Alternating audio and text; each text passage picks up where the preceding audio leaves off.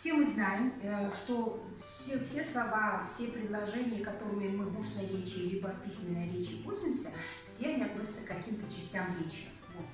Смотрите, значит, в русском языке существует 6 самостоятельных частей речи. Да? Это у нас имя существительное, это имя прилагательное, глагол, наречие, местоимение и числительное. Сегодня мы с вами как раз таки будем говорить о первой части речи, и она считается не то чтобы главной, но одной из основных. Почему? Потому что без существительного иногда можно пользоваться без него, но это будет не совсем точное предложение, устное или письменное. Итак, имя существительное обозначает предмет. Ну вот в учебниках написано, что только предмет. Но извините, там еще есть состояние природы. То есть предмет, существительно обозначает предмет. Что это значит?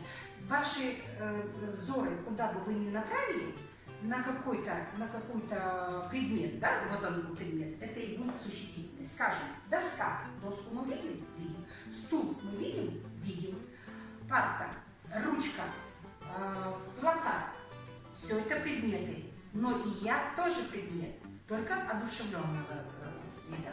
Сейчас я об этом расскажу поподробнее. Так вот, кроме этого, состояние природы, дождь, снег, буран, я не знаю, ветер, какие-то катаклизмы, да, что связано с географическими условиями, все это существительное. Мало того, наше состояние души – это грусть, веселье, радость, позитив, еще какие-то настроения, это тоже будет существительно. Итак, состояние природы, я буду коротко писать, природы,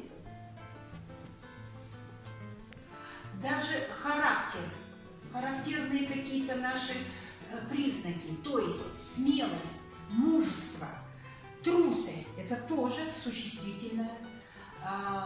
И так, состояние природы, состояние души, я как говорила, да, и так далее. Теперь смотрите, вот здесь в скобочках я так и напишу, скажем, стол, учитель, смелость, дождь,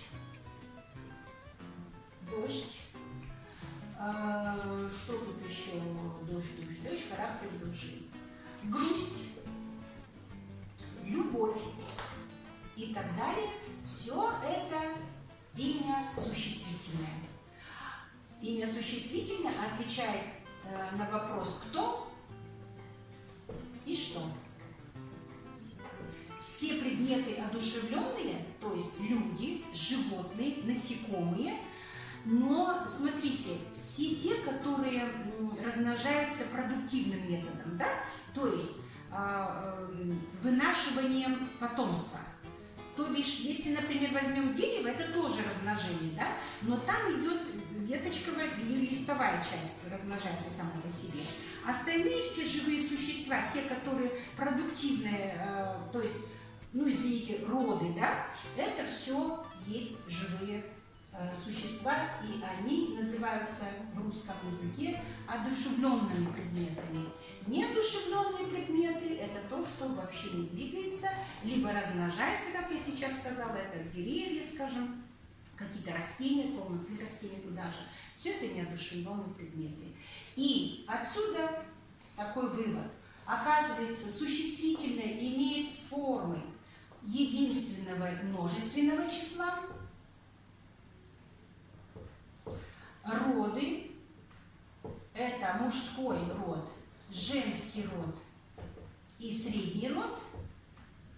Склонение без него никак. Почему? Потому что существует 3 склонения, которые дадут нам передачу в падежи. Вот здесь как раз-таки вся заковыка, почему человек не может говорить, вернее, чувствует какую-то неуверенность, либо какие-то допускает ошибки в речевые и грамматические. Это когда падежи неправильно укладываются в сознание человека. Без падежей никак, но к ним надо прийти через склонение, к ним надо прийти через род, через числа. Вот все, что вы должны знать пока что, вводную часть, имя существительное. Спасибо.